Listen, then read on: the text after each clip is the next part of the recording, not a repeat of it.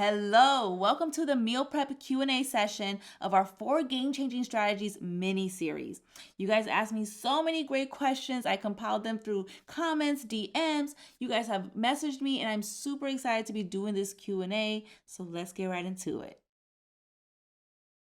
Now that you meal prep, how much money do you spend on groceries?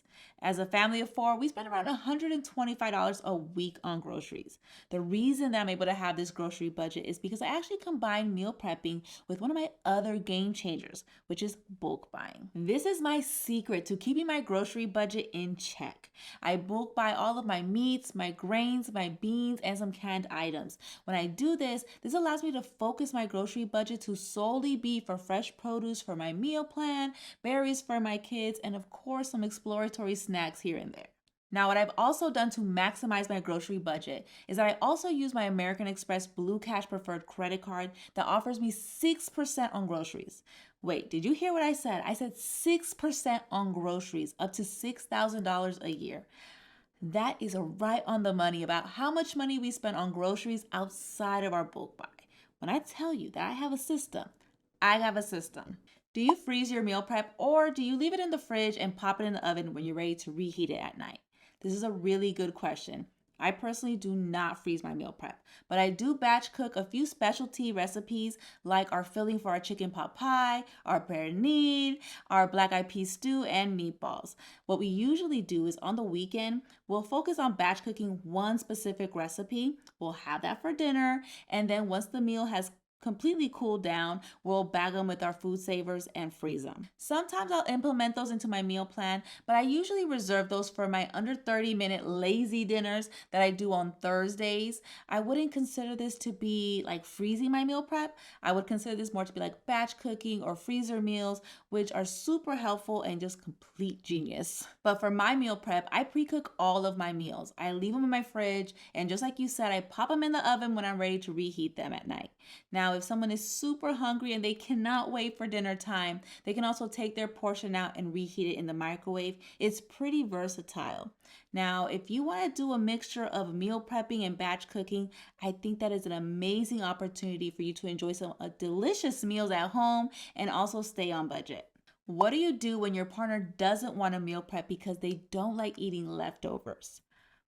This is becoming the most common question I'm starting to get.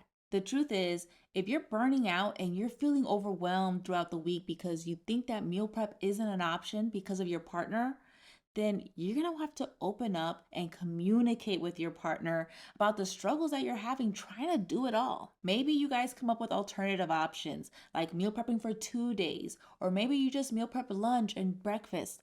There really isn't an answer that I can give you that's going to change your partner's mind, but the only answer that there is if you change their mind. In my experience, meal prepping is actually something that my husband brought to me. At first, I thought it was a super guyish approach to managing your food, especially since it was a fitness thing when we were first, learning about it.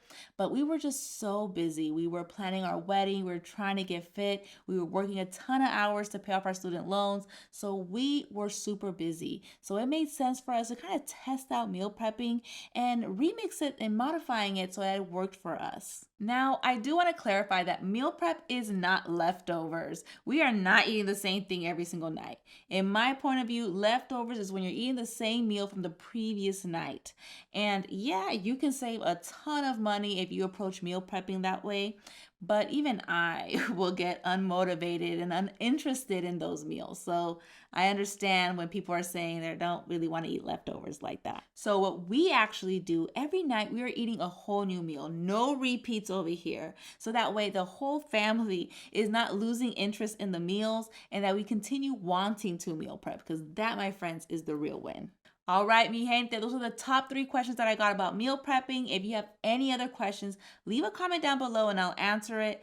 On that note, I hope you guys enjoyed this video. Please do not forget to subscribe, share this information with all of your friends and family, and follow me on social media. Bye.